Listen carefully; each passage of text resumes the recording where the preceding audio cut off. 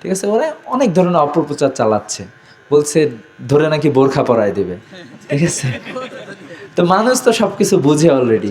ঢাকা বিশ্ববিদ্যালয় এরকম বলছিল যে মেয়েদের বাইরে হতে পারবে না, আরও কত কি বলছে। তো মেয়েরা আরও বেশি করে আমাদেরকে ভোট দিছে।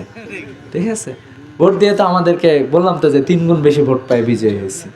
এরপরে আবার হয়েছে যে এখন আবার বলছে যে ঢাকা বিশ্ববিদ্যালয়ের মেয়েরা সবাই বোরখা পরে ফেলছে নাকি, মানে তো শিবির বিজয়ী হয়েছে। এরপরে আবার এরকম আর কি অনেক ধরনের অপপ্রচার চালাচ্ছে।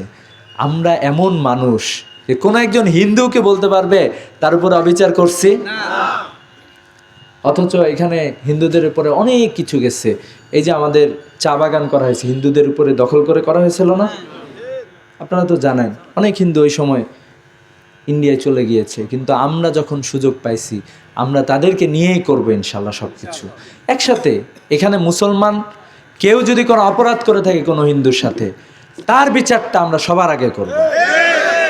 অপরাধী হলো অপরাধী, আর যে হচ্ছে মজলুম তার অধিকার ফিরায় দেওয়ার দায়িত্ব হচ্ছে আমাদের ইনশাল্লাহ। এই জন্য আমরা এরকম একটা বাংলাদেশ চাই। এই বাংলাদেশে আমরা সবাই মিলে সুখে শান্তিতে বসবাস করবো ইনশাল্লাহ। এই প্রত্যাশা রেখেই শেষ করছি। আসসালামু আলাইকুম ওয়া রাহমাতুল্লাহ।